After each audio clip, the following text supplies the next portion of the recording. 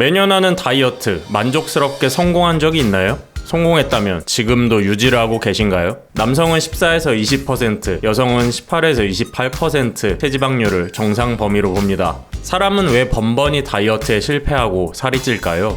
과거의 인간은 식량이 떨어지는 경우가 많았습니다. 음식 공급이 중단되었을 때 사용할 비상식량이 필요했죠. 이러한 경우를 대비하여 체내에 에너지를 저장해 놓습니다. 그것이 바로 체지방입니다. 우리가 굶는 다이어트를 선택하면 안 되는 이유가 여기에 있습니다. 음식물 공급을 끊는 순간 뇌가 긴급 상황이라 판단하죠. 어떻게든 체지방을 확보하기 위해 발버둥칩니다. 지방을 효율적으로 소비하는 근육의 합성도 줄입니다. 살이 더 잘 찌는 체질로 바뀌어버리는 것이죠. 이를 악물고 배고픔까지 참았는데 점점 지방이 잘 붙는 체질이 되어버렸다니 굉장히 억울하고 끔찍한 일입니다.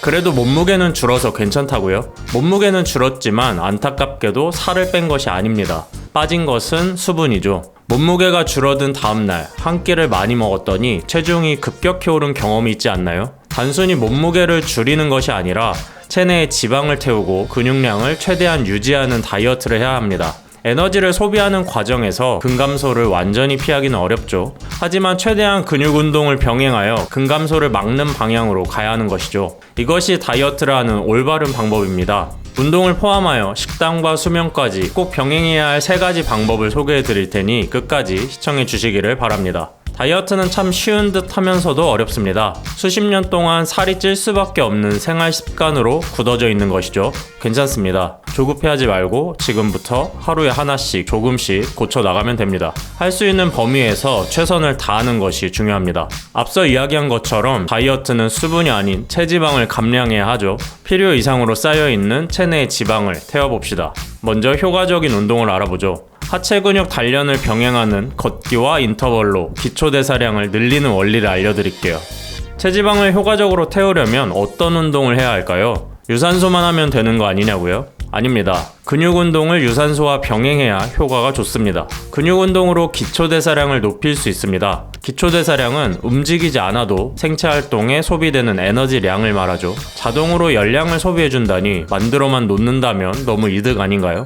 당장 기초대사량부터 높여야겠죠. 기초대사량은 유전이 아니냐고요? 다행인 것은 기초대사량은 후천적인 요인이 강하다는 사실입니다. 최근에 배우 차승원 님이 방송에서 기초대사량을 키워야 한다고 근육운동의 중요성을 언급하기도 했죠.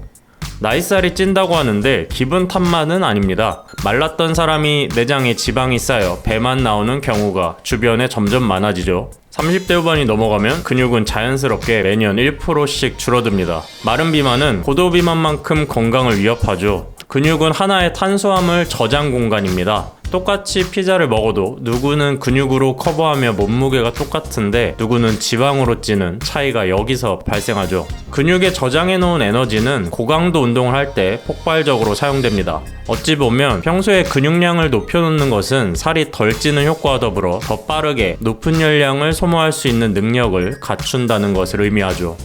그렇다면 몸 전체에서 근육이 가장 많이 모인 곳은 어딜까요? 그곳을 공략하면 기초대사량을 키우는데 굉장히 효과적이겠죠. 사람은 하체 쪽에 신체의 70% 정도의 근육이 모여 있습니다. 때문에 많은 전문가들이 하체 근력을 키우면서 유산소를 병행할 수 있는 걷기 운동의 생활화를 추천하는 겁니다. 한 가지 팁을 드리면 식후 타이밍에 걷는 것을 추천해 드립니다. 식후에 혈당이 급격히 상승하는 혈당 스파이크 현상을 막아주기 때문인데요. 상승 혈당을 낮춰 지방 축적을 감소시키는 것이죠. 이때 숨이 살짝 차오르는 강도로 4,000보 이상 걷는 것이 좋습니다. 주 2에서 3회는 강도를 올린 고강도 인터벌 러닝이 굉장히 효과적입니다. 불완전 휴식을 통해 체지방 감소 효과가 뛰어나기 때문입니다. 인터벌 유산소 운동과 관련된 영상을 우측 상단에 남겨놓도록 하겠습니다. 근력 운동으로 글리코겐을 고갈시킨 상태에서 식단 관리까지 들어간다면 체내 지방을 녹이는 것은 시간 문제죠. 그렇다면 식단에서 큰 비중을 차지하는 탄수화물 종류와 섭취 방법에 대해 알아볼게요.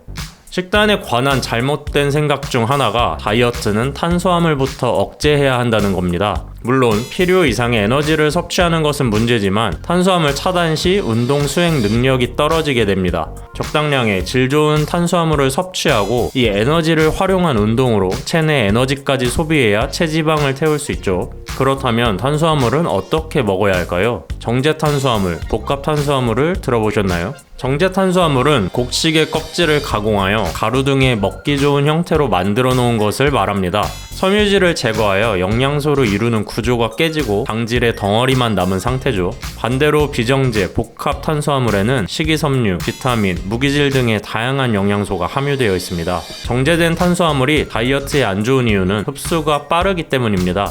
이는 인슐린 분비로 이어지고 지방이 차곡차곡 쌓이게 됩니다. 식이섬유가 혼합된 복합 탄수화물 식단으로 대체해 보시기 바랍니다.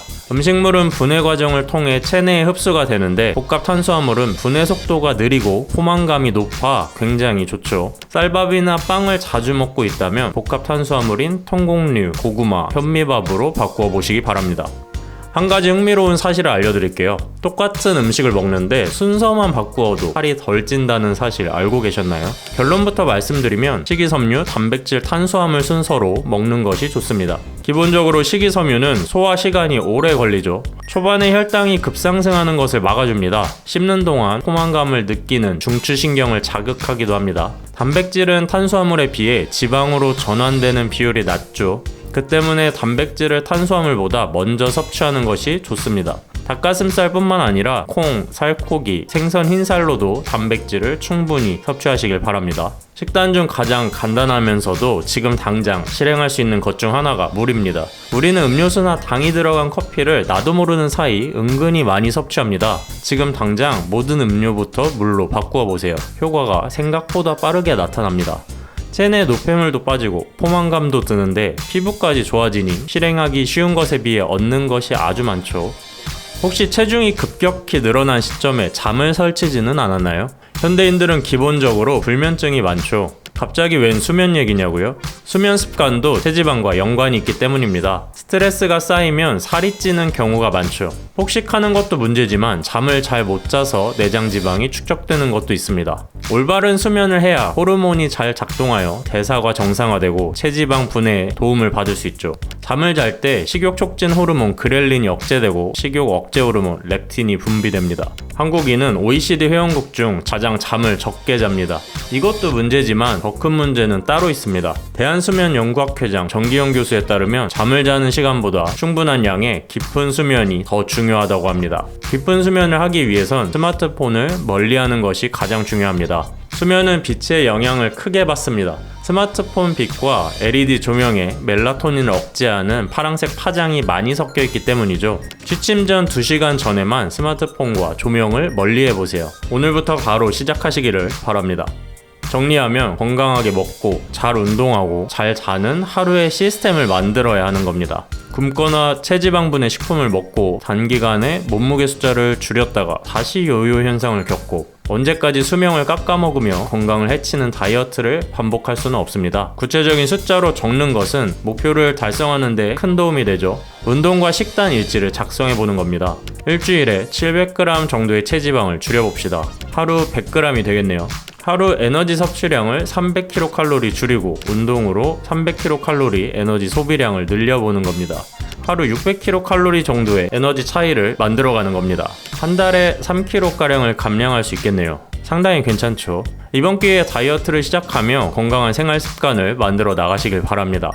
다이어트는 일시적으로 행하는 것이 아니라 라이프 스타일을 건강하게 바꾸는 개념입니다. 그렇기에 생활 습관부터 고치는 것이 중요하죠. 몸에 변화가 생기기 시작하면 생각도 긍정적으로 바뀝니다. 체형이 변하고 얼굴형이 더 날렵해지면서 작아지죠. 하루가 즐거워지는 경험을 할 수가 있습니다. 이상으로 슬기로운 운동 정보를 전해드렸습니다. 앞으로도 더 좋은 운동 꿀팁과 정보로 돌아오겠습니다. 시청해주셔서 감사합니다.